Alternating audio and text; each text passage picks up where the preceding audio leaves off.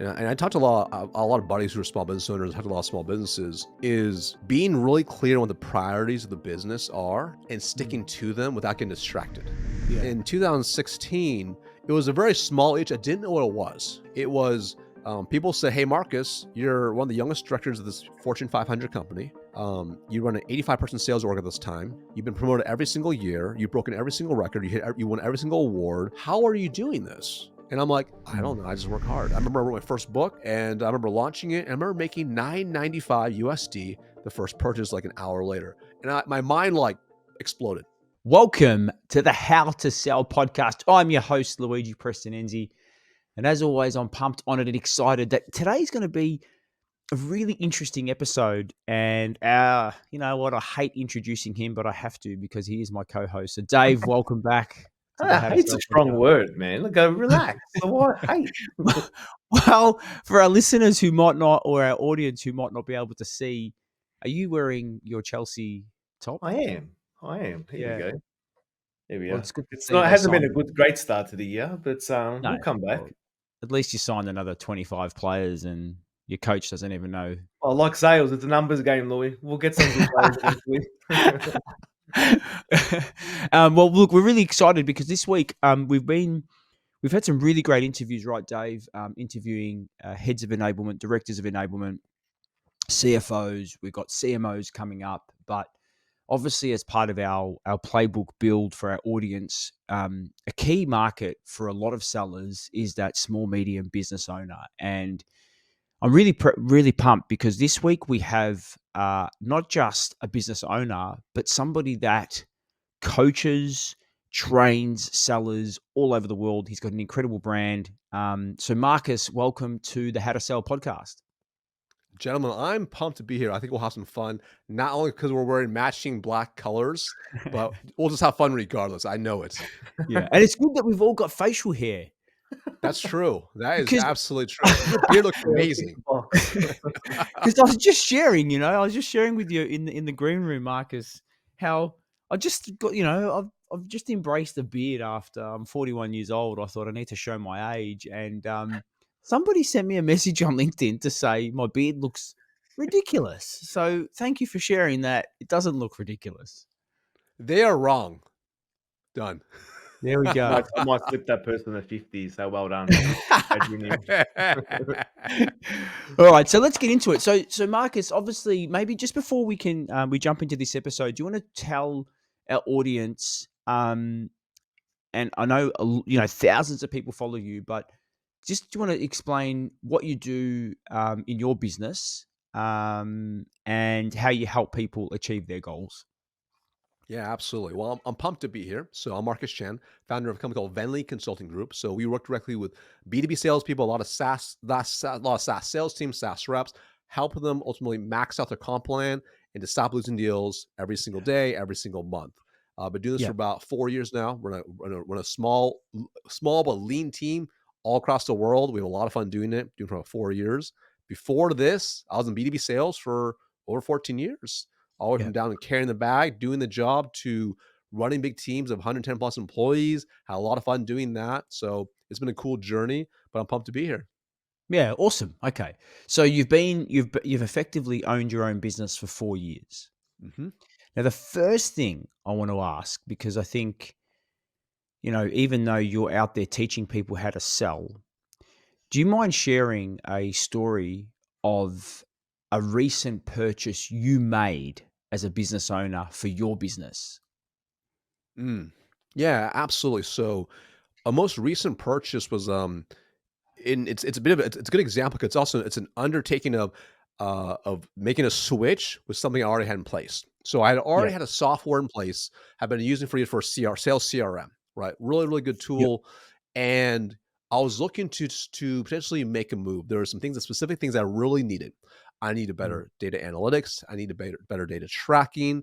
I need a better way to have the data for the entire customer awareness journey from the time they hit any of my pages to all the way to the time they close. Like, I wanted to know from the time they hit a single page, how many days until they become a paying customer, right? And all the pages they visit in between. And with the current tool I knew it wasn't going to be there. So Very simply, what did I do? I had my tech advisor go and start researching companies. I gave him a little bit of guidance, right? So he's what I call a technical buyer. He Yeah. can't say yes to that person, but he can say Mm. no to them, right? So he Yeah. started having meetings, right, with all these salespeople, and he multiple meetings, demos, etc. And then he came to the table and made a recommendation. And Mm. I looked at all the facts. I looked at all the data. I had one call with our rep, and it was done. I mean, I think my whole process, because my urgency level, what I wanted done, is probably 3 weeks to decide. Right from the time I Yeah. decide I want to do something to the time I actually put my credit card over and we started implementing making that change. That's great. That's fast. And did anything during that call, sort of, could you could you could you tell any the selling that was happening to you on the call, or did you control the conversation with your experience? How did that call go? Yeah, so it's pretty interesting. I always like to it's probably because of my background. I like to see how they're gonna take the call. Mm. Like, I don't wanna take too much control and be like, "All right, here's why I'm here today. I wanna see this, this, and after this, I'm gonna decide and you can close me." I'm like, Yeah. "Let's just see how they do. How Yeah. do they start the call? Mm. What's their attitude like? How are they gonna run this demo with me now? What questions will Mm. they ask?" And it was really interesting because it's the same stuff the same issues I see across the board, right? And to be quite frank, they did a pretty terrible job on the demo, but because I was already in a buying state, Yeah. I already knew I was gonna buy, right? So I had to guide the demo. It's like, "Hey, show me this. Mm. Show me this. Show me this." So I Right. already knew what I wanted to see. It Yeah. wasn't what they were trying to show me. So Right. once I validated my hypothesis about the solution, I had to guide them to the close, if you will. Yeah. So then it's probably the easiest sale they probably had realistically, yeah, And then because of that. prior to the call, did they connect with you on LinkedIn, share any content with you? Was there any sort of pre warm up towards that? Not really, actually. That's what I was surprised too. Mm. I was really That's surprised about interesting. that. In some of the other companies that my tech advisor had like met with, a couple had like connected with me, and maybe I got maybe one email, and that was it. Okay. I'm like, So that was that it. Like, I'm like, that was it. No LinkedIn message, no calls, nothing mm. else. Okay, so they Interesting. didn't share any insight with you prior or try No, to yeah, no. interesting. Yeah. Literally. I remember the email because it was like, I'm like, that's it. It was like, hey, hey Mark, hey Mark, something along the lines like, hey Marcus, like met with Jay on your team. Appreciate you taking a look at XYZ software. Let me know if you have any questions. Yeah. Okay, that's fine. Very Okay. Okay. very vanilla, very blah. So I'm Yeah. like, delete. All right. like, No value. Thank you. Yeah. thank you very much. That brought me zero value. you know. Mm. So, Interesting. so that's really interesting. So you had somebody that was your technical, your technical influencer or advisor Yep. that was going Mhm, out looking.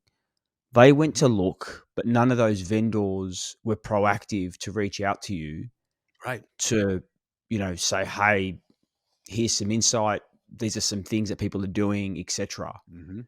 And then when they Yeah, got it's to the shocking. yeah, and then when they got to the actual call, obviously they went into demo. But do you mind sharing what did their discovery look like? There wasn't really much of a discovery. Mm. So, and then this is where it's like, I think a lot of salespeople don't understand that discovery. I think we force so we think it's discovery is a step. It's a phase. It's Yeah, like ongoing. It's like it never yeah, really ends, right? It's always going. So in their mind, they're probably like, "Cool, I met with Jay, his operations person. Discovery done, check. Demo with yeah. that person, check. Now I have a demo with the owner, could be a check." So we get on there. That's kind of like in their mind what they had, like what they're gonna do. So their Mm. Mm, mission was, I'm gonna show a cool demo. And in their mind, I could tell they already had all these things they wanted to show me. Yeah, So again, the call is very normal pour. Hey, how's it going? It's going good. Cool. Awesome. Well, hey, let me go ahead and share my screen. and let me kind of show you a couple things on Zoho. This, and Mm. this, and this.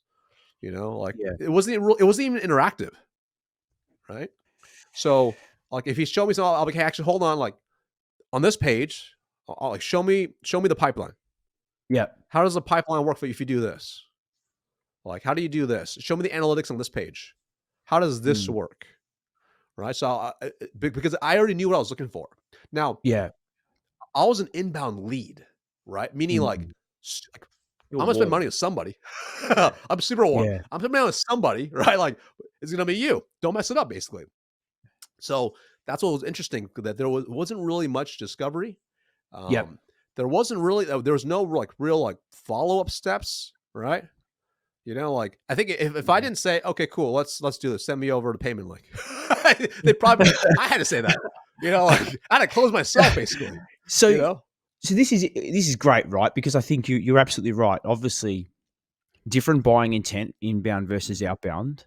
Yeah. And we can talk about that, in another there's probably another podcast, but you already had a solution. You were looking to move. Hmm. What was the like what was the outcome you were looking to achieve? Like you obviously your CRM was achieving something, but it obviously wasn't Hmm. giving you what you needed. What did Yeah. that outcome? What was that outcome that you're looking for? Pardon the interruption, but I have to let you know about this free resource. The Grow Forum newsletter has over 10,000 subscribers that are learning how to sell. Each and every week, we send you tips, strategies, and also some tools and tech on how to achieve the most out of your sales pipeline. If you're ready to level up, sign up for free at growforum.io/newsletter and get the first issue this week. So, and this is where I might be a little different. Like, I'm a very decisive person, as you Yeah. know, Luigi. If I know I want something, I already decide why it's going to help me Mm. overall, and I know I've already aligned to how it's going to overall impact me across the board. Yeah. So, for example, I already knew, like, I already decided, hey, in order for me to have better data, I need to have a system that can manage the data, provide me the analytics, but which more importantly, I can use the data analytics to make better decisions for the business. Yeah. So this allows me to understand, should I drive more traffic toward this lead magnet or that lead magnet? Hmm. Does this one Okay. have better conversions, or does X have better conversions? When we look at our prospect's journey that buys, what pages they look at, how often, like how Mm. much time they spend, what's resonating the most, what can we add, what can we remove? So I wanted all that data to make better decisions for the business. The business will grow. So I already made that Yeah. connection where I'm like, a CRM that can do all these things, that has this data, will help me grow my business. I already made that connection to business impact. Mhm. Yeah. Most most people may not get to that level, Yeah. right, on their own. They need a salesperson to help guide them there. I already gotten there. That's why I was such an easy sell. But Mhm. most people, like, hey, it looks pretty nice. This seems like a nice to have.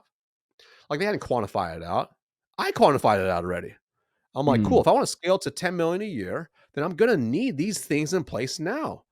Like I Was can't the have things that's gonna only take me to 7 figures a year. I need something to be beyond that. Yeah. was the sale rep able to get that information out of you during the call, or was it you No. had these in the back of your head and you're just asking the questions to verify your thought? Yeah, I had already made the sequential connection in my Mm. mind. I have this problem. Here's a solution. It helps solve this problem of data analytics, which will tie to my business impact. It's bigger. Yeah. So I made that. I connected all the dots myself. And Okay. most Seems like buyers aren't going to do that. Nah. right. Most are not going to do that. Yeah. So really, if I was to summarize, the key reason you were looking to change from one vendor to another, one platform to another, Mhm. because the ultimate goal that you're trying to achieve is you want to scale from 7 figures to potentially 8 figures, That's and you it. have a lack of data that's preventing you Mhm. from building the strategy that will allow you to get there, Correct. That's it. right? That's literally it. Mhm. Okay. So the ultimate ROI was a fundamentally growth. Yeah. Mhm. What's that? Yeah. Exactly. And on top of that, I knew the inverse. By not doing it, it would cost me, Mm. you know, 8, Yeah. 9 million a year. Yeah. So that's the I knew cost of that. inaction. Yeah. Yeah. Correct. I Absolutely. already mentally knew that walking Yeah. in. That's interesting. Yeah. Look, as Louis mentioned earlier, you share a ton of valuable content across various platforms. So it's not hard to find you and what you share, right? But was that seller prepared? Did they reference anything that you spoke about or any of the No, content you pushed out there and blend that into the conversation at all? not at all, and that's what I always find kind of fascinating, right?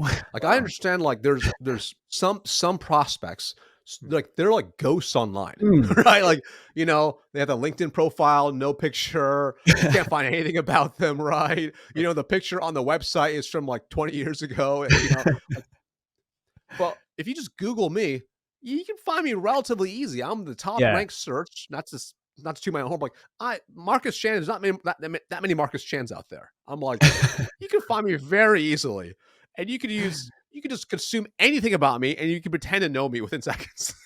You know? Absolutely. It's crazy to me. Yeah, Yeah. But hey, I got to ask this question. yeah.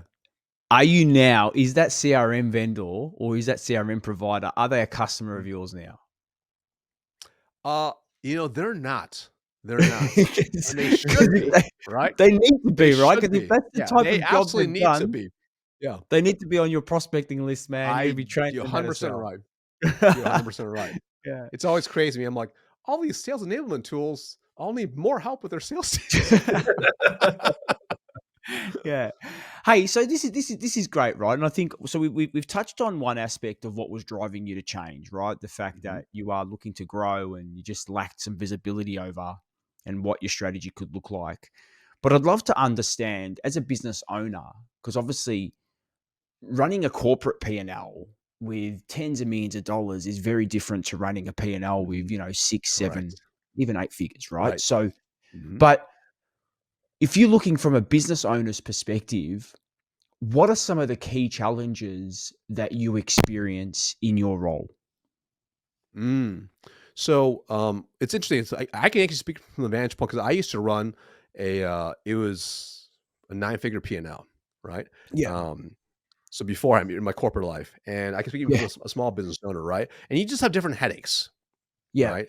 And also because I was working in corporate environments with different pressure. So which would like to speak about, like, a small business owner or from a corporate environment? I can talk about either I'd one. love to hear from a small business owner because they're very different, right? I mean, Yeah. when I ran my sales team and when it wasn't my money that I was playing with, right? So I could hire, Yeah. like, if the hire didn't go Yeah. to plan, yes, it's Yeah. it's bad, but hey, it's not my cash that I was burning, Mhm. right? But as a business Yeah. owner, if we make a wrong decision, Mhm. it could stunt our growth for a period of time, right? Totally. Because that cash 100%. flow I've Yeah. Survival mode. allocated, A yeah, bad decision could Mhm. destroy the company. correct. It's a completely 100%. different operating and pressure because it's also my own Mhm. money, right? Oh, 100%. Mm, 100%. And I think some of the challenges, and I talked to a lot of buddies who are small business owners, I talked to a lot of small businesses, is being really clear on what the priorities of the business are and mm, sticking to them without getting distracted. Because yeah, when you own your own business, you're always getting pulled so many different ways, and you're always like trying to block the noise out and be focused. So mm, it's like being clear on the priorities are for the business, and then ultimately making sure every decision you make is aligned to those priorities, whether it's intentional or unintentional. And I would even argue potentially even at a bigger level, it's the same thing. You get different worries and concerns, right? But you also know, as you mentioned, one bad decision has a way mm, different impact on small business. It could cripple yeah, the business, it could shut the business down, it could stunt it. But the one right decision can pay long-term dividends as well because it goes in inverse. mm, yeah, So it's why it's always so key to be really clear on what your priorities are. And some small businesses have no idea. yeah, They have no idea. mm, And what's I'm always intrigued in this. Like I've been a business owner for pretty much all my life, very similar to Luigi. What made you change course from the corporate world to a world of entrepreneurship? Two very different worlds. It's a Very different. it takes a lot. They're two very different characters, from comfort to flight or die. What made you make the change? So first of all, I never wanted to be an entrepreneur. That was never a goal, never a plan. My parents were entrepreneurs. They came to America with absolutely nothing, and because of that, they actually went and they started a small business, a small restaurant. That was mm, super hard. They try to do that. So I saw, I'm like, oh man, I don't want to work in a restaurant 80 plus hours a week and barely make ends meet. I was like a Yeah. terrible life. That's not what I want. Let me kind of go the corporate route because I didn't become a doctor or lawyer like they wanted me to. So the corporate route. So still, even that time, I still didn't want to be. I still was like, I was like working in corporates, like getting paid to own your own business. That was kind of my Mm. mental belief, and I learned a lot. And what's interesting was I started in 2007, my corporate career. I didn't start getting kind of the itch until probably 2016. Yeah. In 2016, it was a very small itch. I didn't know what it was. It was people say, "Hey, Marcus, you're one of the youngest directors of this Fortune 500 company. You run an 85-person sales org at this time. You've been promoted every single year. You've broken every single record. You won every single award. How are you doing this?" And I'm like, "I don't Mm. know. I just work hard. I'm just a regular guy." Yeah. And they said, "You should just write a book." I'm like, "That sounds stupid. I'm not going to write a book." Then I'm like, "That's an interesting idea." So then I started looking online. I'm like, maybe I should write an ebook. Now, this is before ebooks were a thing. It weren't as popular back then. So I'm like, let me just buy an online course, learn how to basically create an ebook and like Mm. automate it, right? Because that was like, now it's super easy, but back then, 2016, there wasn't as many tools available, right? Yeah. So I bought a course, I learned how to do it, and I remember I wrote my first book, and I remember launching it, and I remember making $9.95 USD the first purchase like an hour later. And my mind like exploded, like, Yeah. because in my head, in my corporate career at this point, I was having business conversations, sales conversations, and closing people in person, right? Mm. Uh, my parents are entrepreneurs. People were coming in, we took their money. Here, a stranger online gave me money I didn't talk to. Blew my mind. And at that point, I'm like, this is Mm. interesting. Honestly, you can't leave for 9.95, right? So I'm like, what else could I build? And then I Mm. learned about online courses. And again, this is before everyone in the had online courses. So Mm. I'm like, bought another program, learn how to build an online course, automate everything. And then I remember it took me 2 years to build out because I was still like, I was in a hotel room about 100 nights a year, traveling nonstop. On weekends, I built this online course for B2B salespeople. It was my first, like, I think people want this. I had no idea. I launched it in January 2019. And after 2 years, I'm like, oh, this is such a waste of time. I'm pretty sure no one's going to buy this. 'Cause I didn't have a LinkedIn audience. I didn't Yeah. have really any audience. I think at the time I had about 10,000 Instagram followers, and I told you, like, Instagram has been for me, right? And I'm like, let me just kind of put a post out there and see what happens. And I woke up overnight, made $2,000 overnight. I'm like, oh, this is different. $2,000 is much better, a Yeah. little bit better than 9.95. And I saw the opportunity. And at this point, because my corporate career for well over a decade, I'm like, what else do I want to do? And I got to this Yeah. point where I felt like I could do more. It was just like Mm. this itch. I felt like even though I had a really good reputation, like I'm still in the training videos to this day. I'm still in the corporate training videos, and I'm like, Yeah. but I knew I could do more beyond the company. And I felt like I was getting like just like tied by leash. Mm. That I Mm. couldn't like fully do what I want, be what I want, impact more people. Right. So then Mm. I'm like, okay, let me just kind of time this out. I was strategic about it, right? Because I got a lot of equity. I got as part of my comp. I had to kind of time it out. So I had President's Club. Doesn't happen in the summertime that year. So I wanted my President's Club trip.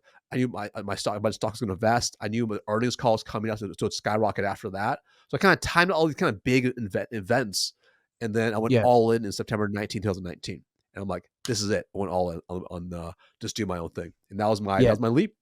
That's been almost 4 years. It's crazy. Yeah. And What was that feeling like that day that you walked out the door and it was day one in your business?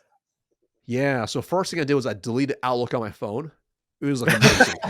I was like, my account completely opened up because I was on calls all the time. So many meetings. yeah. That was amazing. And then it was the oh shit moment. It was like, what did I just do? Like, because at this point, like, my friends and family, all they saw was like, here I was wearing fancy suits, and I'm flying around corporate jets, doing cool things, big sales team. I'm always posting pictures of me doing all these cool things. I'm always at President's Club. They're like, he's got a great life. Yeah. Like, did he just throw that all away for what? Some little coaching business, some little some little startup business. Like, is that Mm. the right move? Right. So I got a lot of Yeah. critique, a lot of haters for sure. And I had people that were second guessing me, questioning me. And it was interesting, even though last company I was at, even though I was there for almost 9 years, a lot of people closed the door to me. Right. Like, oh, Wow. yeah, it Yeah. was kind of that was interesting. You start seeing who your real supporters are, right? You see who are the Absolutely. supporters and who are the reporters, the people who report on you and think you're doing bad, right? Yeah. So like there was that oh shit moment right after, and then I was like, let's get to work. And then the next 2 weeks, I'm like grinding, I'm busting my tail, working super hard. And it was interesting because I worked for 2 weeks, and my wife said, how's it going? Because she'd been kind of like, give me a little space. And I said, oh, it's been amazing. It's been absolutely incredible. And she's like, cool. What have you been up to? And I'm like, I have no idea. And I realized for 2 weeks, I had no idea what I was doing. I had no plan as an entrepreneur because you have no semblance of structure anymore. It's all Yeah. you. And Yeah. I had all the structure before, but as a creation of what I'd done and the system's already in place to now, Yep. it was white space. So Mm. it was a pretty interesting time. But fortunately, I put a plan together and got to work. Do you have a great product but are struggling to reach more customers? Are you spending hours on sales activities that aren't generating results, leaving you feeling frustrated and discouraged? The Sales OS program is a step-by-step operating system that will help you slash your selling hours in half while rapidly growing your revenue. In under just 2 weeks, you can be well on your way to creating predictable revenue. In Sales OS, we'll show you how to build predictable sales pipeline, build lasting relationships with your customers, and sell more in less time. The art of negotiation and motivating and leading a successful sales team. If this sounds like something that you need in your business, visit growforum.io/sales and apply to see if you have the right mindset to achieve predictable revenue. The Sales OS program is your ticket to predictable revenue. Don't wait any longer, apply today. Yeah. But and this is I think you've just shared so many nuggets of gold, because I think for a lot of sellers, this is where they need to be looking if they're prospecting into that business owner and it's early days. They're not going to have all those systems and processes built. They're going to Oh, have gaps, right? oh yeah, And this is where that research for me is fundamental. Like, I correct. know by looking at your profile, you have a system in place. So it would be Mhm. remiss of me if I'm selling to you to talk about systems and processes because you've Mhm. already got that. I wouldn't be talking about Right, establish. I may be talking about optimizing, right? But I correct. just want to go back a step because you mentioned tied by a leash. And Mhm. one thing that I love about the content that you share, you bring your personal aspect. You show family photos, what you're doing with your time outside of work. Um, how important was the decision to build a lifestyle business, like to actually have freedom? Because obviously the corporate world, yeah, Mhm. happened to me, man. It's why I left, Yeah. right? Oh yeah. It's making great money, but Mhm. I was limited in time, right? Like, Mhm. how important was that in your decision to move from a corporate to starting your own thing? Oh, it was huge. And I'll share exactly the moments that it hit me. So I remember, we only have one kid, and we had a kid Yep, in January 2017, and I'm traveling all the time, and yep, it's going good. But and my wife works full time, but there was always this guilt because I was traveling yeah, during the week, so I wasn't there. I felt like I was letting her down as a husband. I was just being a yeah, good dad. I let my kid down. That was like that. That already felt bad. But then mm, we started uncovering that my kid has all these food allergies. So as he started getting a yeah, little bit older, 6 months, or feeding him food, he'd have a reaction. My wife would have to rush to the hospital or go in the emergency vehicle to go to the hospital. And here I am stuck in some city. So if I had to get on a plane, it'd be another 4 hours to get back. So like, and there's mm, something like guilt, Yeah, yeah, So like when I came back, I'm like, like I take over and stuff, but still, it wouldn't alleviate that, right? mm, Um, and that really bothered me, and that's why when I was going to build a business, I want it to be a lifestyle business. Now, yeah, because there was things I was missing. I knew I couldn't do pickups I couldn't do pickups to yeah, school, drop off to school, any type of school thing that I have, even though he was really young at the time. Didn't have any of I couldn't do those things. I'm like, oh, I hope it's on a Friday, while I'm in town, right? I hope it's like when on these days I'm here, but it wasn't mm, always the case. So Mm. then I remember, and I remember like when I started my business, it was cool. But the exact moment it really hit me, this was the right decision. I remember it was about 1 month after. So it was like end of October. And Yeah. at this point, my kid's pretty young. He's like 2.5 years old at this point. And I remember normally he falls, gets hurt, runs him up. And at that moment, it made sense because I was like, it just, kids like moms. That's probably what it is. That's a story I told myself. But Yeah. that moment in October, he fell, he started crying. He ran to me. And I realized at that point, because I had been home for the last 4 to 6 weeks, every single day, Yeah. we had a different bond. I was different level because I was actually there. Yeah. And that's Mm, when I was like, that was the right move. I'm so glad I did it. And mm, that's where it's like, it was a huge part of the decision why I'm like, now I can actually be the dad I want to be the husband I want to be, and have zero restrictions. As long as I can build this life and fight through the hard parts of being an mm. entrepreneur. Yeah, boom. That That's was you know what? That's not just powerful, but I think again, for a lot of people that start their own business, that was my motivation, right? I needed that freedom and flexibility.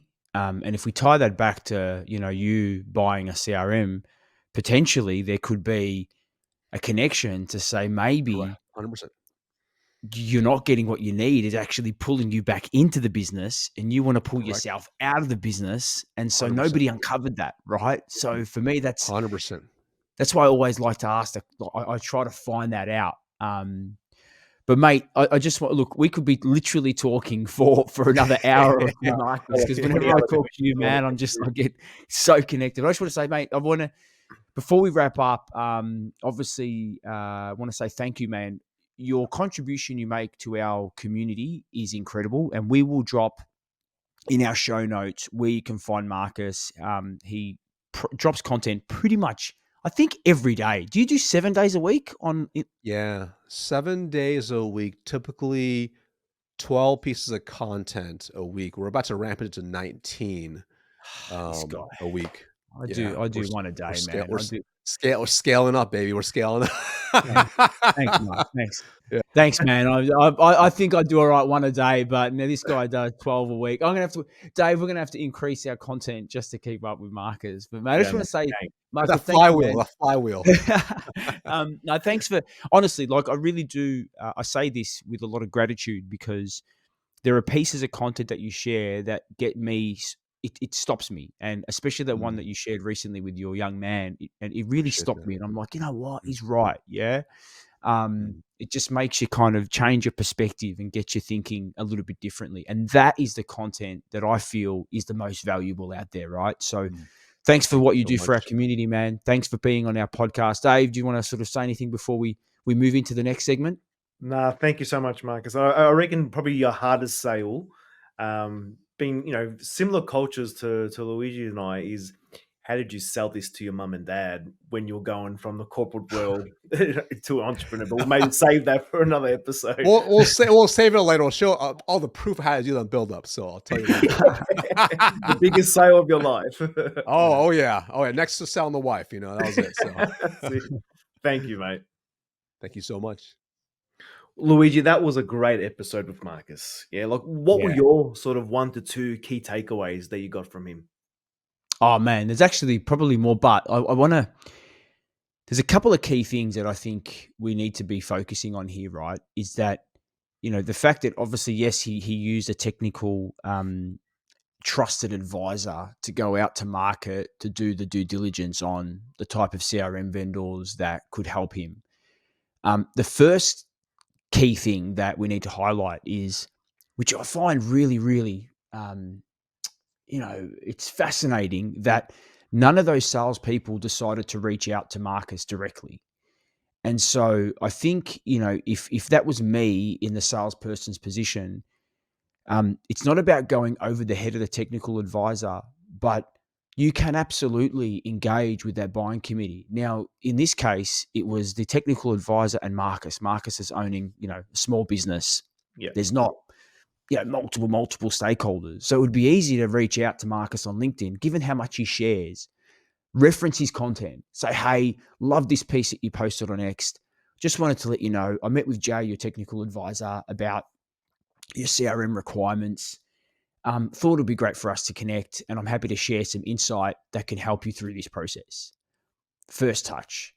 Second touch. Hey, here's a couple of use cases, or here's some insight around how company X, similar to your size business, was able to achieve X result by looking at this sort of data, right? So I think that's the first key takeaway, that from that particular example, Mhm. nobody took the time to earn the right to win his business. Yeah, I found it amazing where like Mm. he's using a CRM now. Yeah, So why wouldn't you ask him like, all right, Louis, you're on CMM, you're on CRM X. Why yeah, are you looking to move? What's the gap? yeah, Then absolutely. that would have led his demo, his or hers demo. Correct. They would have walked through, okay, cool. So you know all the basics of the CRM and everything like that. But here's what you told me, and here's how we solved that. Yeah, Marcus is exactly. lucky that he knew what he wanted exactly, so he Mm. was asking the right questions. But not everyone knows. Yeah, exactly. But even take the CRM demo away, right? The fact is, he's not after a demo of the platform. He made it clear, right? The impact. So if we go, he mentioned why he left his job. He left his job because he wanted freedom. He Yeah. wanted to be off the leash, and his family was really important. Obviously, there were some things that are happening in his business that are restricting his growth, right? And potentially that restriction of growth means he might be getting back into the business. So that's a pain point. Yeah. He's getting back into it because he's not understanding what's happening, and his growth is being stunted. Mm, So he's not buying the CRM. He's buying the outcome it's going to enable him to achieve. It's going to enable him to have that freedom back. It's going to give him more visibility on what strategies he needs to put in place that's going to connect that growth, that's going to enable that growth. So the demo for me is irrelevant here, because if the salesperson had gone into that process to say, hey, share with me, what's the outcome you're looking to achieve from this? mhm, What's currently happening that's causing some issues that's stopping you from achieving those goals? Once they can identify that and know exactly what's driving them, then they can say, hey, let's share. I can share with you exactly how you can achieve X result. Yeah. Because yeah. it might also be that it could be a way in which he's managing a certain process. So, because that's the other thing, don't sell to the way they're doing a process. Because I say, this is the way I do something. Well, hang on a second. And I was on a call, this week, where I saw this happen, a discovery call where the prospect was saying, this is how we do this process. This is how we want to do this process in the new platform. And I'm sitting there observing, going, hang on, why isn't the salesperson saying, I can understand why you're doing it this way, Mm, but there is actually a different way to do it that'll give you that better result? And they didn't advocate that.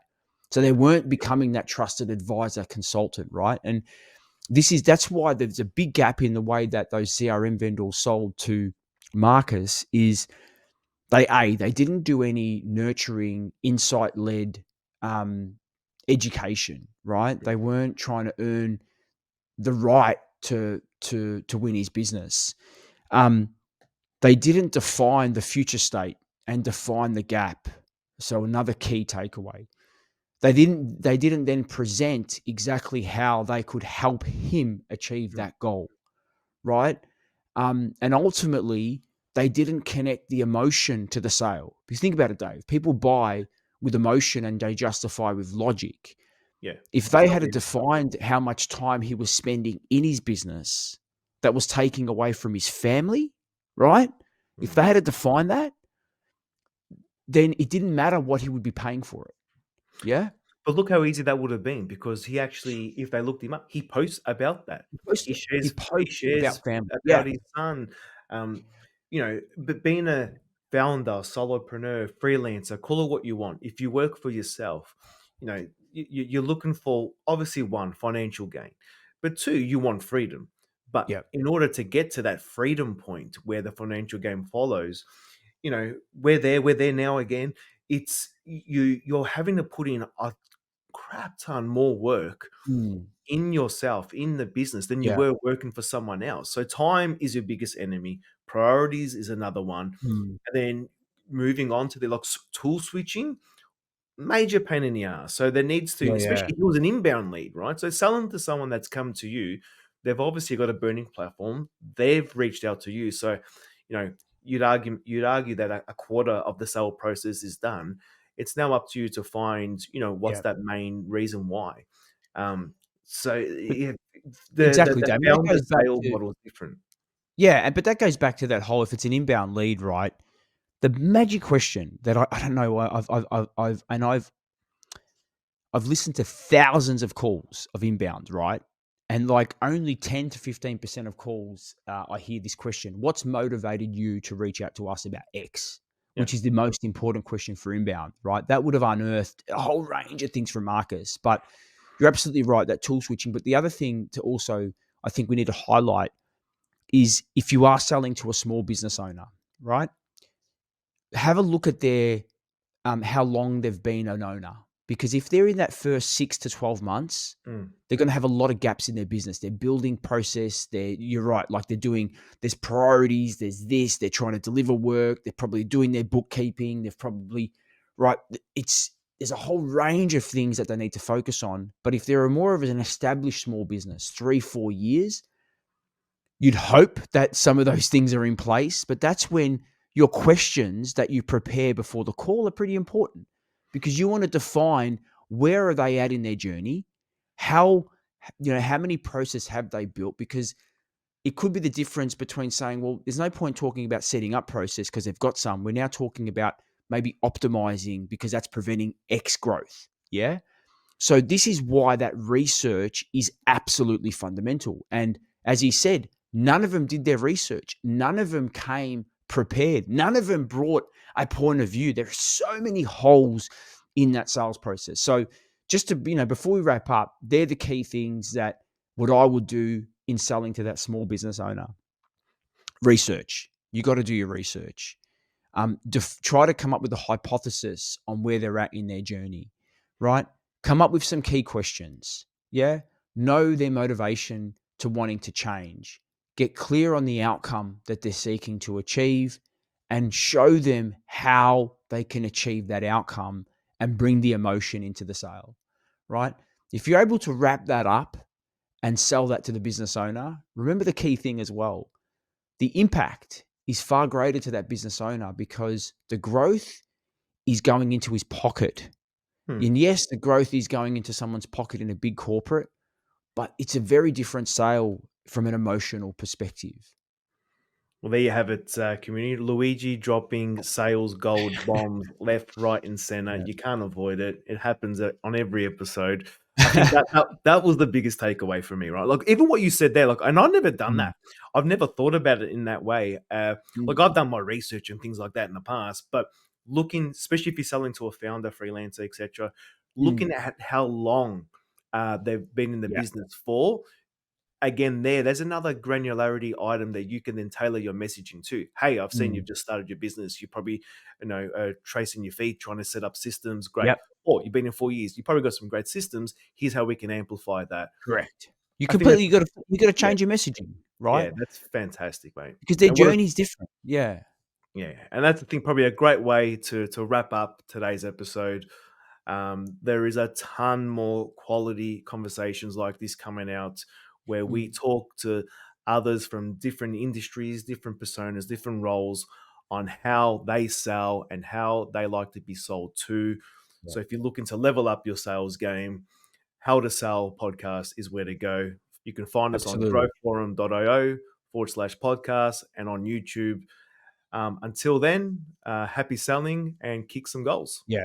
And don't forget, folks, subscribe to us, hit the like button, and connect with us on LinkedIn. But, make sure you keep following our content, because as Dave said, we've got some incredible content that we'll be sharing. And these playbooks are going to be a game changer to not just help you create more opportunities, but close more deals. And to prove you're listening all the way to the end of this episode, follow Louis on LinkedIn and just do a public comment on how much you like his beard. And let's make it easy. But on that, see you all later.